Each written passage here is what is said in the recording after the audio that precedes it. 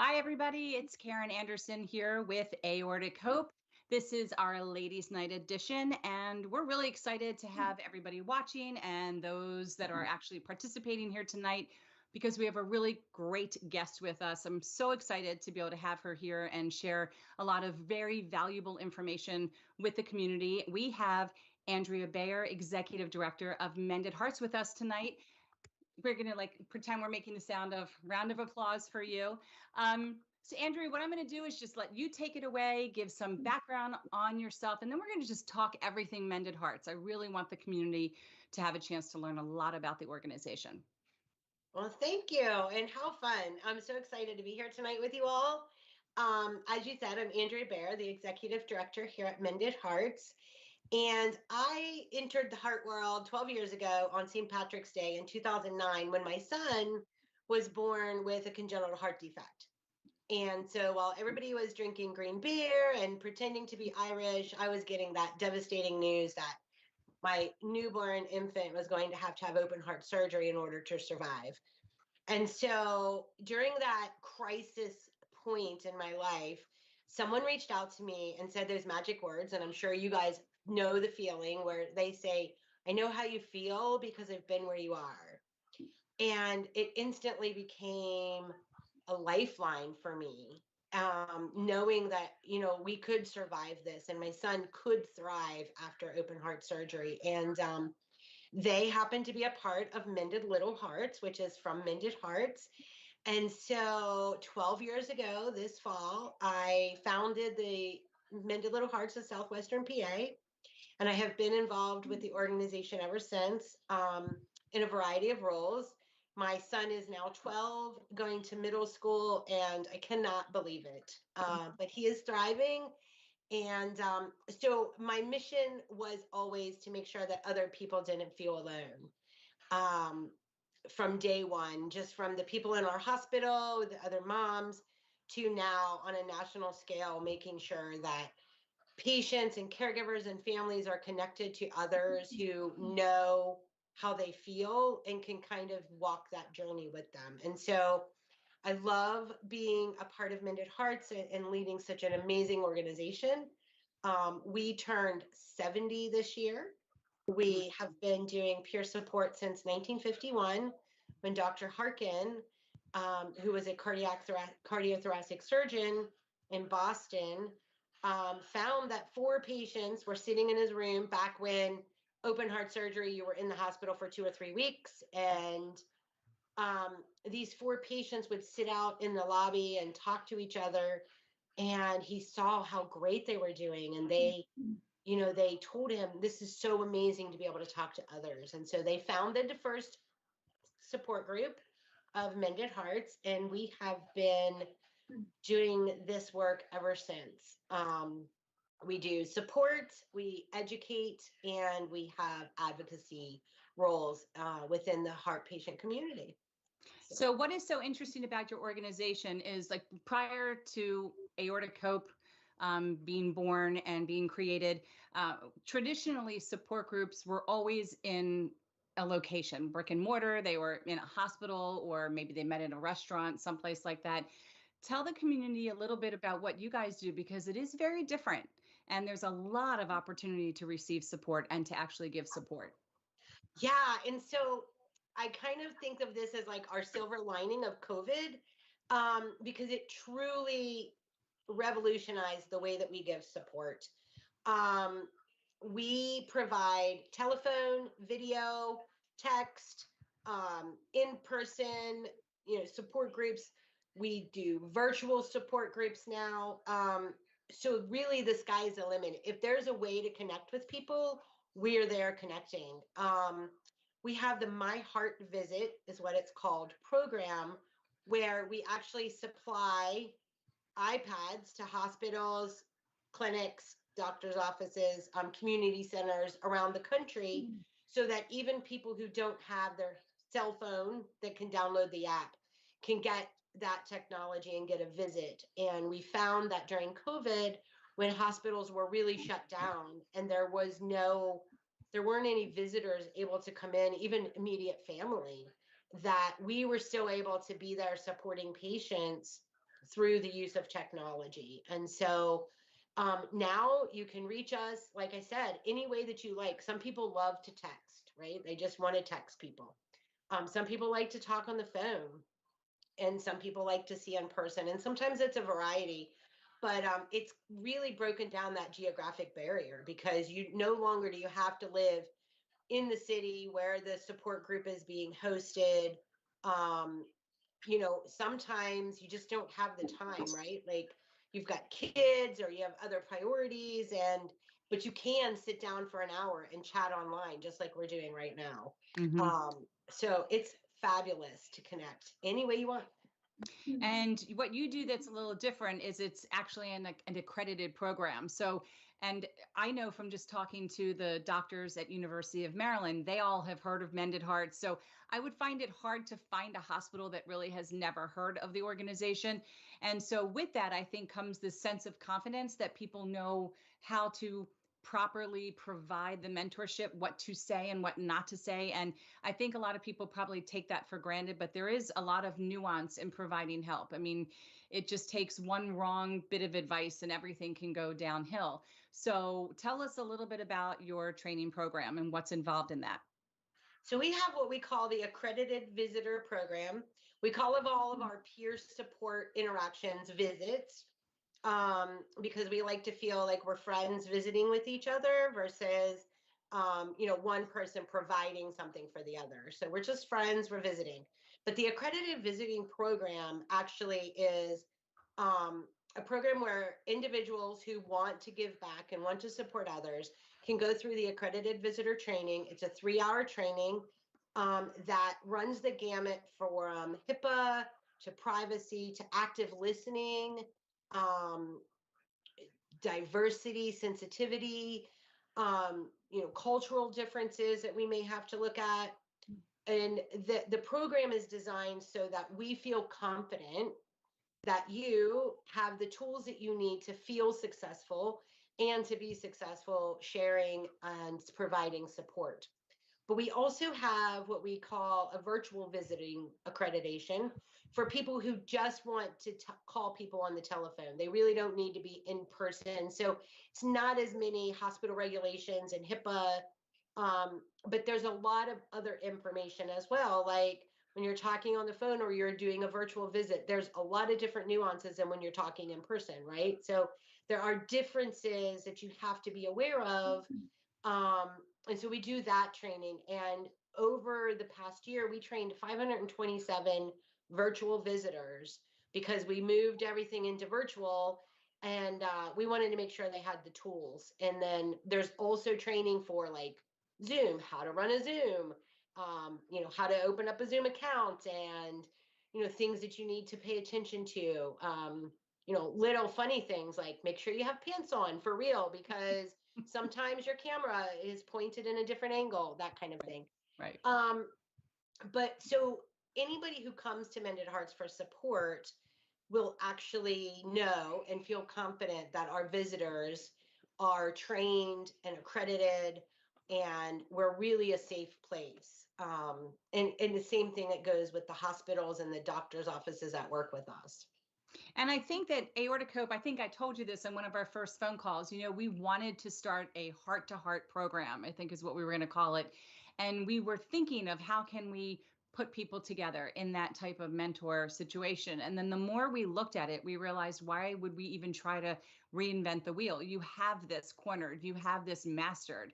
So that's when we wanted to form this partnership with you so that we could get people from our community to come over to Mended Hearts to become trained so that they would feel comfortable as a Hope ambassador. If we wanted to call somebody and say, hey, I've got this new patient, this new survivor or caregiver, can I pair them up with you? We would know that they had been properly trained. They know what to say. So it really does work very well, like you said, as a survivor, to receive that call from somebody, whether they're Mended Hearts and Aortic Hope, however they present themselves, just to know that they do have that extra special bit of training that would allow them to, have that conversation, because they're sometimes pretty tough conversations.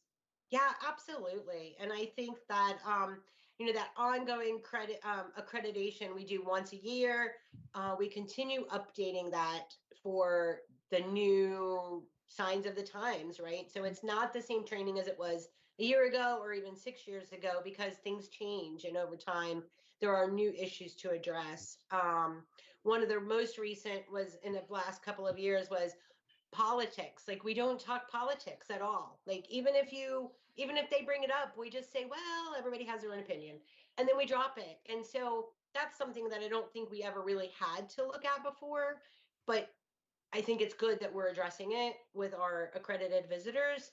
So just those little things that happen along the way to make sure that everybody feels included.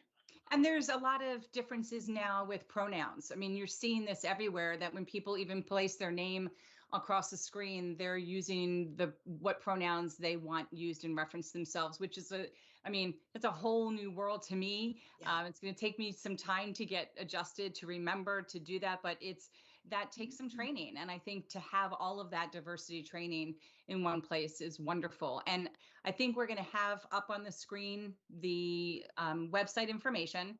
And you're saying in there should be a place where people can register and learn more about the different programs, correct? Yeah, absolutely. So the Mended Hearts website, which is mendedhearts.org, if you join, it's free membership. All you have to do is join. You can actually go through and take the accredited visitor course online. It's a 3-hour course, but you can start and stop it whenever you want to become accredited.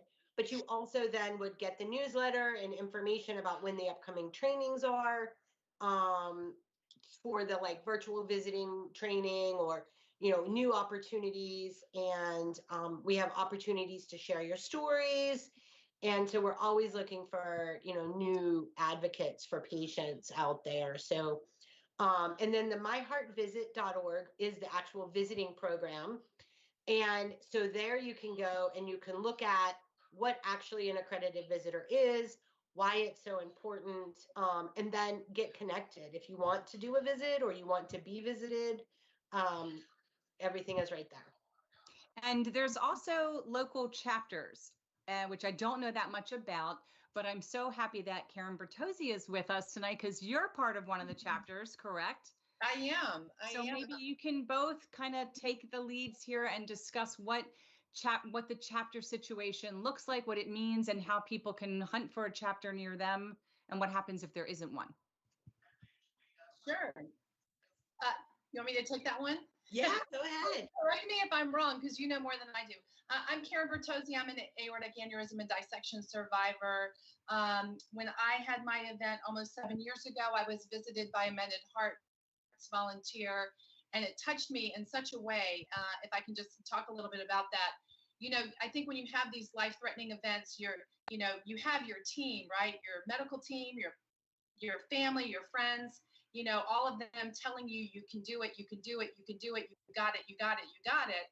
But to have somebody who's walked the walk come in and tell you, you can do this, it made a huge world of difference. And it has been such an amazing experience for me. I've jumped fully into it. I have missed it so much over COVID. I mean, I've had plenty of Zooms, and my phone, every day I've got people reaching out to me, which is a blessing. And even on Facebook and things like that, people start to connect you. And I'm thrilled to be able to help people in that way. And it's not just, for me, it's not just sort of aneurysm people and dissection people that are searching me out, but just anybody who's had open heart surgery, right? I think anytime your heart is sort of tinkered with, I think all of a sudden it levels the playing field. It doesn't really matter sort of what you've had done.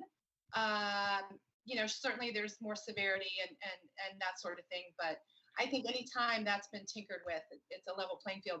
But anyway, I knew right away, as soon as I got my wits about me, that this is how I was going to give back to my hospital, to the people that took care of me. I also wanted to keep really good karma, right? Because God forbid if the other shoe drops, I want to feel like I've done good work. And it's been amazing. And one of the most beautiful things for me is people remembering that I visited them. So knowing that I made a difference. And it's really special because, as you know, the first 2, 3, 4 days of somebody having open heart surgery, they're all medicated up, right? They don't even really know you're there.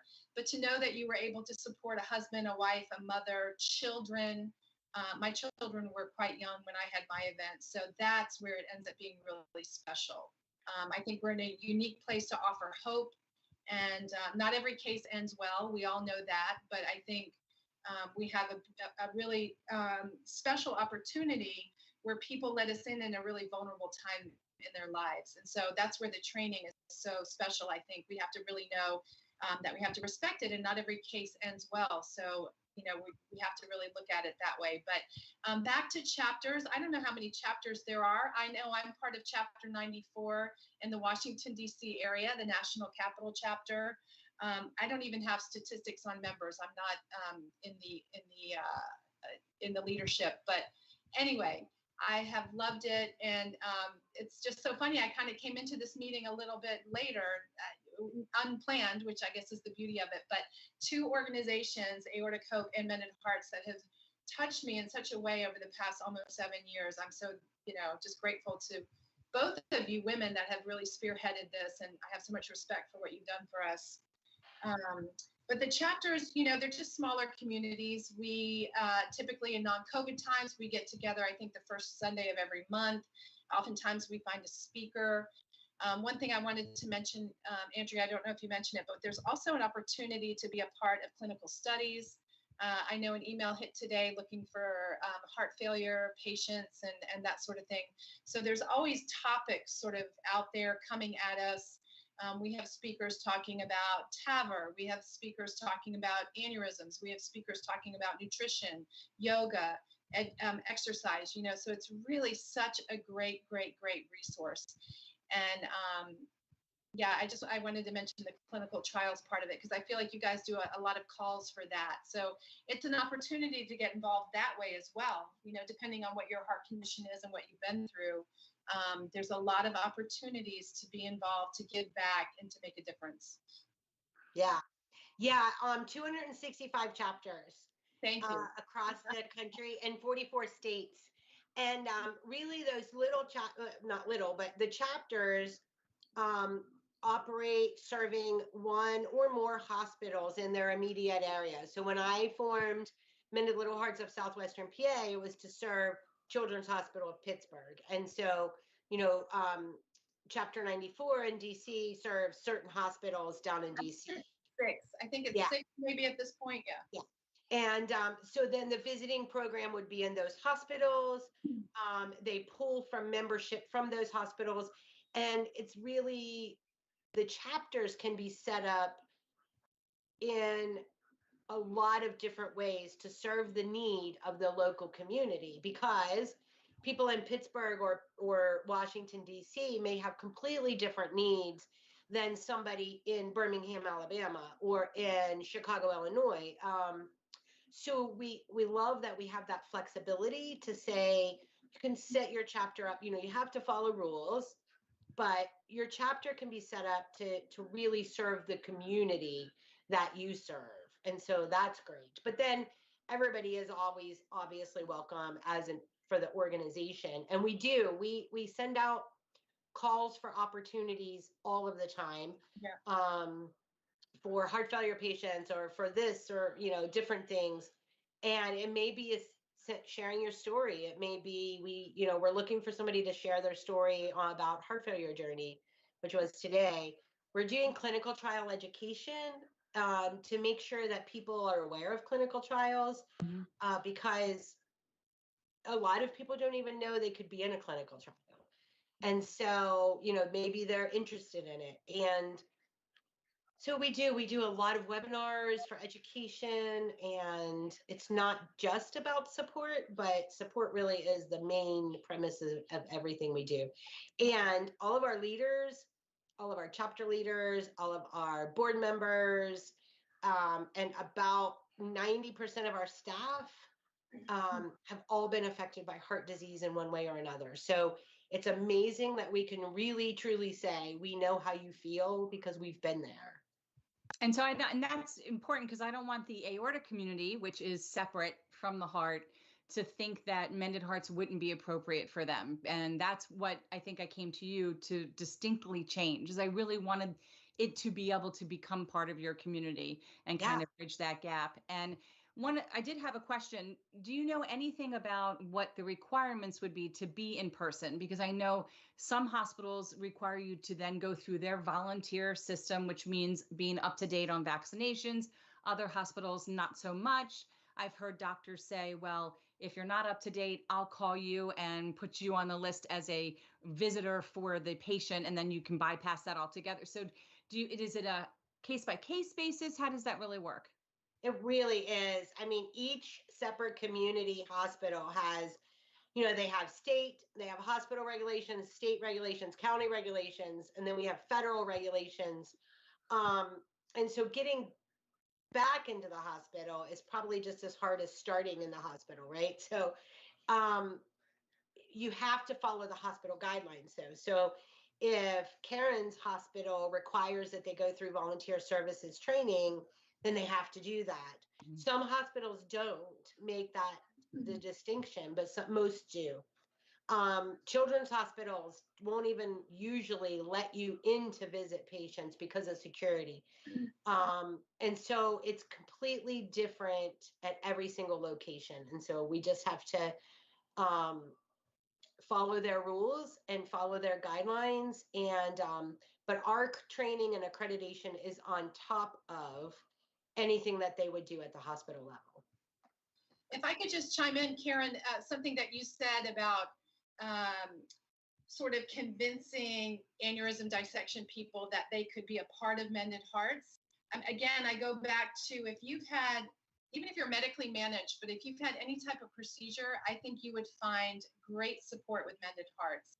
So, I started with an aneurysm and dissection. So, but then I had pacing issues. I have a pacemaker now. So my foot's in both worlds.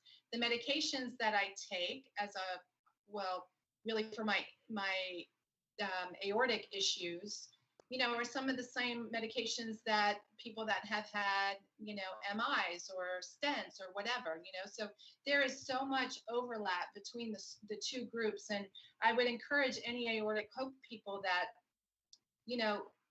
check out Mended Hearts, just because we come from a world of maybe connective tissue disease or that kind of thing, we can still relate to somebody that's had a valve repair or that has had a stent. Again, I go back to the idea that if you've been opened, right, it's definitely if you've had an open procedure, I think there's a lot of commonalities. Again, there's a lot that's the same. Controlling blood pressure, diet, low sodium, exercise. I mean, there's a lot of overlap. So I would just encourage our Aortic Hope friends to check out Mended Hearts. I mean, there's a lot to be, there's a ton of opportunities to help, and there's a ton of opportunities to receive too. So, I think a lot of aortic people think that they're just aortic patients, but there's a lot of overlap. Oh, and I always say that the worst heart condition that there is the one that you have. Right. So it doesn't matter which condition, which disease state, which part of the heart, if it's affecting you, that's the most important. Right. So, but there are so many others that are out there with the same disease state that could really, truly, help you and support each other and visiting and peer support. And Karen, I loved how you said, I love when people will say, do you remember when you gave me my bravery bag? Because it really touched me. And I'm like, see, that's why we do it. And so being a supporter is actually just as good for the supporter as it is for the person that they're supporting. And emotionally and psychologically, and it's amazing how you feel. Yeah. Well, one of the things too is, we offer support group meetings, and we're always available to talk to people one-on-one if they need it. And we're always encouraging people to have conversations amongst themselves. But what I do like about this is, first of all, if you've had your chest cracked open, it doesn't really matter what it was for. Right. We're already in the same group right there. So there wasn't a different way they cracked mine than they necessarily cracked yours. We have the same scar. We've been there. But it's the opportunity, like you said, to impact somebody with your story. And even if we don't have the same story, there might be something in the conversation that person says, let me take that back to my doctor. Let me just ask a question about that. And you're right. I come from the Crohn's and colitis world initially before I ever had my aortic issues. And I will never forget that what's prompted me to seek out support, because I was in denial forever, was when I was talking to a woman at some health fair event at my job. I was in HR. And when I told her that I had Crohn's and colitis, she was getting ready to do a marathon for the Crohn's and Colitis Foundation of America. And she takes off her rubber awareness bracelet, and because her son had Crohn's disease terribly.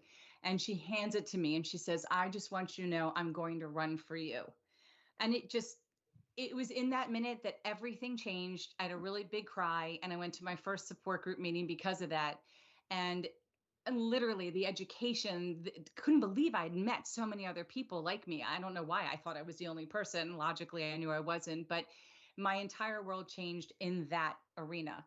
And so when this happened to me, one of the things that is common amongst everybody that's on the board of Aortic Hope is just what you started off with, Andrea, in your reasoning for starting your Mended Little Hearts, is that we just didn't want anybody else to feel hopeless going through this. And there's only so much that you can get from a Facebook page, and they're great, and they're typically the go-to place first.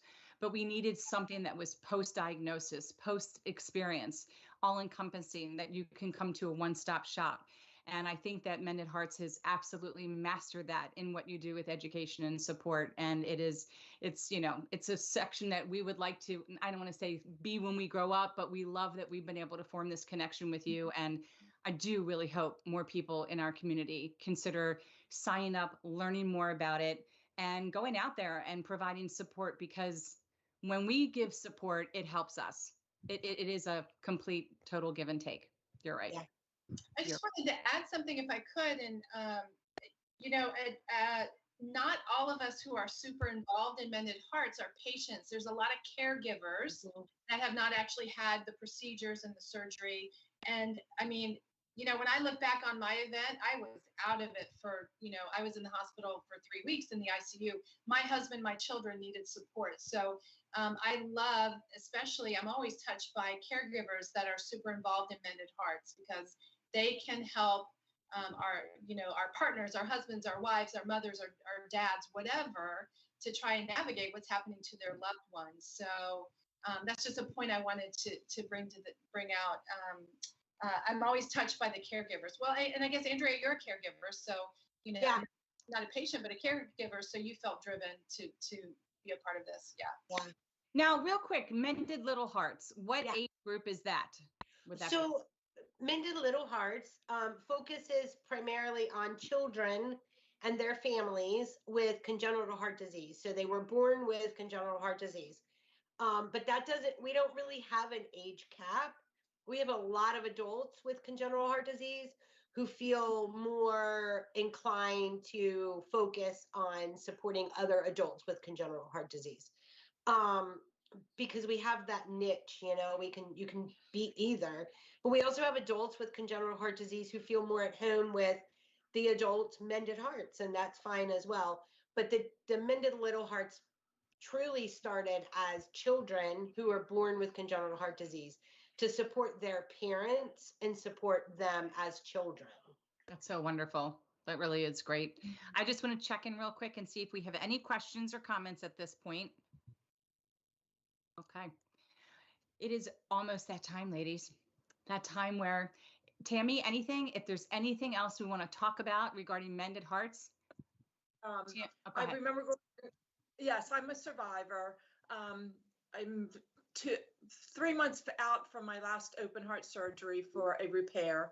But I remember going to Mended Hearts, and it really helped me as a survivor know what questions to ask my doctor, because you don't know what you don't know. Right. And I needed medically proven information, not something my neighbor was telling me or my aunt that happened to her grandmother. I needed to look at facts and how did they pertain to me. And then I felt more comfortable going in, talking to my doctor, speaking the same language, understand, like if he said subclavian, I saw that before, and I knew what it meant. But before, if that term had come up, I just checked out because I didn't know what they were talking about. So I just appreciated it as a new survivor, the patient education of knowing what questions to ask my doctor. So thank you for that. That's fabulous. We love that. Yeah. Okay, well, ladies, should we get to the fun trivia part of this evening? Let's do it. All right, so we've had all of the. Okay.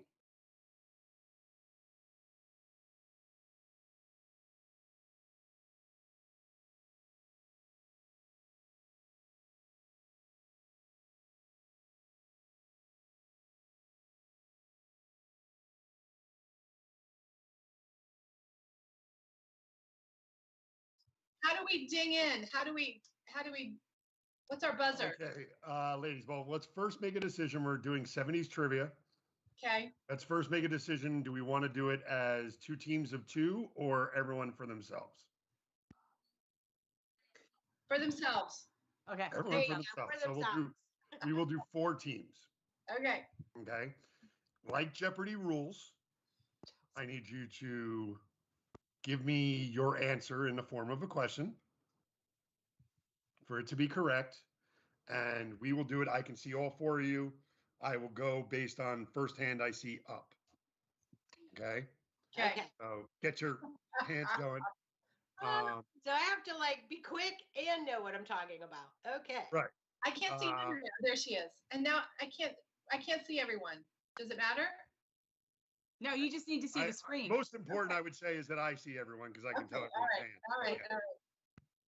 So here are our categories. We have fun facts, TV and movies, music, news, pop culture. Okay. I'm going to go alphabetically for your team number. So, Andrea, you will be team 1. Karen with a C, you'll be team 2. All right. Karen with a K, you'll be team 3. Three. And Tammy, you'll be team 4. And since Andrea is our guest of honor tonight, I will start off by giving you control of the board. So pick a category and an amount for me. TV and movies for 100. Okay, TV and movies for 100. TV's longest running game show was launched in 1972, and it still runs every day. What show is it? Karen Bertozzi, you were first hand up. Price is Right. That is correct. The Price is Right. So, Karen, you have control of the board. Yeah, I do. Let's do pop culture for 300. Wow. Pop culture Okay. for 300. Which film that made its debut in the 70s told us to stay out of the water? Karen Bertozzi was the first hand up again. Jaws. Close. Jaws. Jaws is correct. I have to read faster. Oh, I didn't. Oh. Oh, you didn't say it in the question. I We'll didn't give say you that question. though. What is Jaws? What is Jaws? Yes, we will get it. But yes, what is Jaws is the answer. Karen, you have control. I'm going to do news for 2. News for 200. News for 200. Yeah. More than 1 million of these household appliances were sold in the U.S. in 1975. Hair dryer, microwave, or a washing machine. Andrea was the first hand up this time. Microwave. That is incorrect. Karen, What is a microwave? that is incorrect as well. Karen, I'm going to go with what is a hair dryer? what is a hair dryer is correct. In 75. Wow. Because you know what? They probably use those big Yeah, that blew thingies up. that blew with the- air in it. That's Yeah. not on your head. Switched from the big hair thing to Yeah, the yeah. Right. Oh, 75 would have been really early for a microwave, too. Yeah, but Oh, it was? that was yeah, the million that's of them? probably 80s. Like, by 80s, yeah. By early 80s, you were starting to see them in homes. Yeah, TV dinners were still in the oven in In the 70. oven. Yeah. Okay. Okay, Karen, you have control of the board. Yeah. Fun facts. How much was that? How many points did I get? Oh, that's exciting. Yeah. Okay. Fun facts for 100, please. Fun facts for 100. Which popular 70s carpet had long fibers and was used to cover everything from floors to van interiors? Karen Bertozzi. What is shag? What is shag is correct. That's good. Good job. I'm doing terrible. I'm a little competitive. I'm sorry. I want to have you and Greg in a trivia because he's just like you. I grew up with 3 older brothers, so I'm sorry. That's it right there. All right, let's do music. Let's go music for 400. Music for 400. Yeah. The Bee Gees' hit Stayin' Alive served as one of the top tracks on what movie soundtrack? Saturday Night Fever, American Graffiti, or Grease? And Karen Bertozzi was the fastest hand again. That is Saturday Night Fever. All right, I'm going to sit on my hands for a minute. This isn't fun for y'all. Okay. Okay. You could pick the category, though. Yeah, let's do news for 100. News for 100. What was the name of the scandal that rocked Richard Nixon's presidency in 1974? Karen Anderson. Oh, I did. Yeah. What is Watergate? What is Watergate is correct. If you would have said wrong, I would have just had to leave the room. Total mortification right there. I mean, I'm searching parts in my brain that I didn't even know were still activated. Yeah. How old were you in 1974? Come on. 5. I was watching HR Puffin stuff. Okay, I'll take music for 100. Yeah. Music for 100. Who sang the 1970 hit YMCA? The Village Idiots, the Angry Villagers, or the Village People? I'm going to go with Andrea. Andrea is, I think, the fastest. Who is the Village People? That is correct. So Andrea is back to even now. Woo-hoo. And it's her control of the board.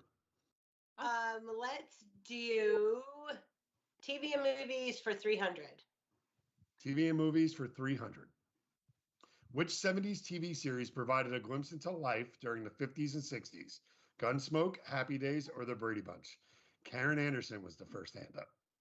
What is Happy Days? What is Happy Days? What is Happy Days is correct. What is the Happy Days? What is the Happy Days? All right, Tammy, come on. I'm going to go slow. I can't get my. Okay, let's do music for 300. Music for 300. The best-selling singer of all time died tragically in the 70s. Who was he? Karen Bertozzi's hand was first. I mean, you gave it. Oh, okay. Yeah. Who was Elvis? Oh, yeah. That is correct. That's right. Mm-hmm. All righty. I'm going pop culture. Let's go 500. Pop culture. Pop culture 500. In 1974, Stephen King published his first novel. What was it? Cujo, Carrie, or The Shining? Karen Bertozzi's hand was first. I'm going Shining. What is The Shining? That is incorrect. Oh.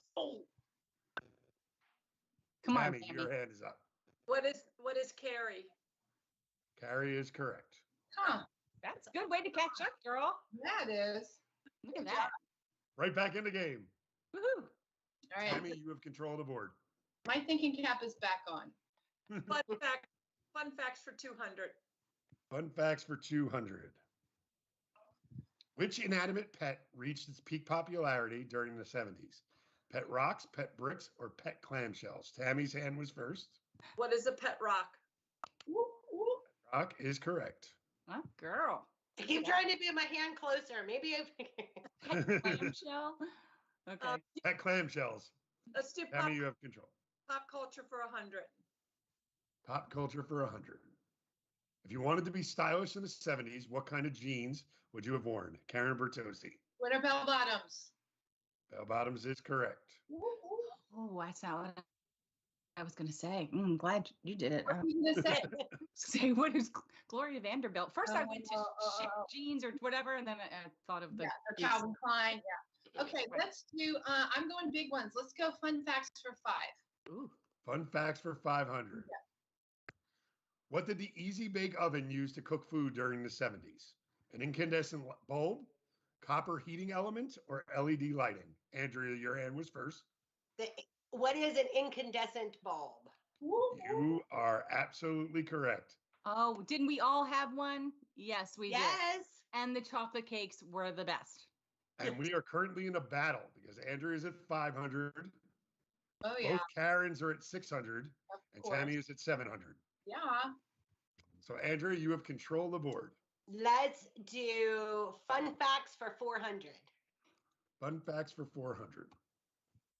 During the 70s, packets of this underwater species were sold as aquarium novelties called sea monkeys. Which species? Worms, brine shrimp, or silverfish? I'm going to go with Karen Anderson, despite the fact that she took it back, but her hand did go up first, then it went down, and it came back up. When it's multiple choice, it just looks like one big word. I'm like, what's a worm, yeah. brine, shrimp, silverfish? What are brine shrimp? It's got to be right. It's correct. All right. And Karen now has the lead and control the board. Okay, well, I'm just going to finish out fun facts for 300. It's so much fun. One of the most famous educational computer games of all time was launched in 1971, which features a group of people traveling west, with many often dying of dysentery. Andrea, your hand was up first. What is the Oregon Trail? That is correct. That was a game? That's a game? It was. You Doesn't never sound heard like of Oregon Pac-Man. Trail? Not It's a as a famous computer game. Nope. No. And Yeah, in you've been wandering 71, around the West for like 30 years, and then suddenly you die of dysentery. Yeah. is it like 2? Farm in San Diego or something. Doesn't it sound like a really fun game? No. That would have been like the 80s like game that like same sensation that Oregon Trail was in the 70s. I mean, Yeah. I didn't even know there were computer games in 71. I was 3. Oh my God. Okay. All right. Sucked for me. I'm coming after team 2. All right, let's won that? do. Andrea won that. Yeah, Yep. let's do pulp culture 400. Pop culture for 400. Which of these 70s hairstyles was popular? Which of these hairstyles was popular in the 70s? Beehive, mullet, or mohawk? Andrea, I definitely saw your hand go up first. What is a beehive? That is incorrect. Oh, Oh. what? Karen, your hand was up next. What is a mullet? That is incorrect. It's Really? In the Tammy, 70s, since there's only one answer left, and Mohawk? you were desperately trying to chime in. My answer all along was, what is a mohawk? In the That's That happened in the absolutely correct. 70s? 70s? The mohawk became popular, I thought, in the 80s. No, with the That's punk what rock I age, thought. the mohawk Yeah, it was- became Yeah, with popular. the punk rockers, Greg. Yeah. Go back and watch Summer of Sam. This game is rigged. It's rigged. Oh, it would have been 80s though. Big 80s haircut. Fine. With Billy Ray Cyrus. Yeah. Yes. Tammy, Okay, with Tammy, 1100. have the lead again and the board. Let's do TV movies for 200.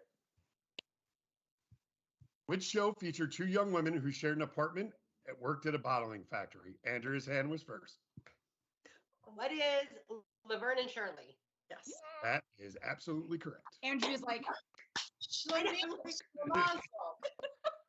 Yeah, exactly. Schlemiel. Schlemazel. That's right. Haas and Pepper Incorporated. That's We're right. gonna do it. We're gonna do it. Andrea, you have control of the board. All right, let's do TV and movies 500. TV and movies 500. What was the highest grossing movie of the 70s? Jaws, Star Wars, or The Godfather? Andrea, you were first. What is Star Wars? That is correct. Yes. 70s. That I, was I doubted myself after I answered it. I was like, oh, wait. When did Star Wars come out? It's 1976 because I saw it for my 6th birthday. 77. That was my 77. Wow. Maybe 77. Yeah. 77 was the, first Dang. Star Wars was 77. Yeah. Jaws was 75. Godfather, I believe, was 72. Huh. Okay. right. You have control of the board, Andrea. Let's do TV and movies 400. TV and movies for 400. What scary movie of 1973 had theater patrons vomiting and fainting in the eyes? Karen Anderson, your hand was Ah, What is The Exorcist? ah. that is correct. Yes. I was like, it was either that or Carrie, but then I decided it's probably Exorcist. Yeah. Okay. Let's go with, what's my score? Well, let's go with music 500. You're going to do music. I knew you're going to do music. Music for 500. Back from Vegas. She's betting high. What was the best-selling musical artist of the 70s, having sold more than 300 million albums? Led Zeppelin, Aerosmith, or Pink Floyd? Tammy, you were the first hand up, slightly beating Andrea. What is Aerosmith? That is incorrect. Mm? Ooh. Andrea, Who is Pink Floyd? that is incorrect. Really? There's only one left, ladies, so whoever I'll would like take to it. I'll chime take in. it. I'll take it. Yes, Karen. Who is Led Zeppelin? Led Zeppelin is correct. All right. And we Hey, have so a two new leader. Karens. After a couple of minuses and a positive, I'm going news for Rosie is our five. new leader. I'm going news for 5. Oh boy. News for 5. Let's go. There was a crisis involving a crucial natural resource peaking in 1973 and 1979 that had a major effect on all economies in the 70s. What resource was it? Oh, Karen, oh no, Tammy's hand actually beat Karen's up. What is the oil crisis? That is correct. Yes. That's when we all had to go in line, like on your odd days or even days based on your license plate or whatever. I remember those days. 5. No, you were 4. How do you remember that? I don't know why. Maybe my father pitched a fit bad enough and I just do. In the No, skip it's you wagon. probably remember the 79, like Yeah, the maybe 79 that's why. crisis more than the early one. And I 79 also remember the savings and loan crisis, but I don't remember when that was. That was maybe 80s, early 80s. Okay. Okay, pop culture for 200. Pop culture for 200. In the 70s, what kind of shoe was considered trendy? Tammy's hand was up first. What is the Earth shoe? Huh. What was the answer? What was Dr. Scholl's? I don't know. No, that is incorrect. One of them? Karen Bertozzi, I'm going to say what is a platform shoe? what is the platform shoe? Hold on one second. It is. Wait, hold on a second. It has to be the Earth shoes or Dr. Scholl's. I'm going platform. Platform shoe is correct. What was that sound? Look, she even pulled her hair back. She's like, all right. She's ready for I battles, man. I'm into Karen, it. you have a small lead and the control of the board. Okay. I'm going to go news for 4. News for 400. Mm-hmm. In 1978, who was the minister who became known around the world for their ordering his followers to kill their children and commit suicide? Andrea, your hand was up first. Who is Jim Jones? Yeah. That is correct. I would have said, who's the Kool-Aid man? Exactly. Right. Yep. I don't know if I would have accepted Kool-Aid Man, but that would have been a fun answer. He was in the 70s too, but for a totally different reason. The Kool-Aid Man. So we have a very tight game with Andrea and Karen Bertozzi currently tied at 1,300. And Karen and Tammy nipping on their heels. And we only have 2 questions left. So All right, let's do news for 300. news for 300. The Sears Tower in what U.S. city became the world's tallest building in 1974? Chicago, New York, or Seattle? Karen Bertozzi. Chicago. What is Chicago? What is Chicago is correct. Woo-hoo. Woo-hoo. Let's just finish it out, even though she won. It is. Well, It is. she could still guess and get it wrong. Oh, but that's yeah, right. Or she could get it wrong and somebody else gets it right and then she doesn't win. See? Right. It is so what it is. music for 200. Yes, please. What sound system required the use of a large rectangular tape cartridge? Karen Bertozzi. What is 8-track? What is 8-track is correct. Woo-hoo! Good All right, job, Greg. I want to Karen. play you next time, Greg. You got it, Karen. All right. Good That was job, fun. Thanks, you girl. guys. That was really fun. That was awesome. Well, as I mentioned before, you should come to one of our other ladies' nights where you'll be required to do that with a face mask on. You can be a Super koala, fun.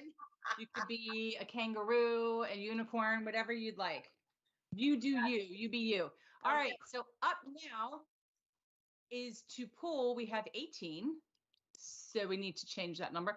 We've had 18 people fill out our raffle form, and we know the name that the number corresponds to. And we are going to spin it right now and pick 2 winners. And each winner is going to get a $25 gift certificate to use at one of our Hope shops.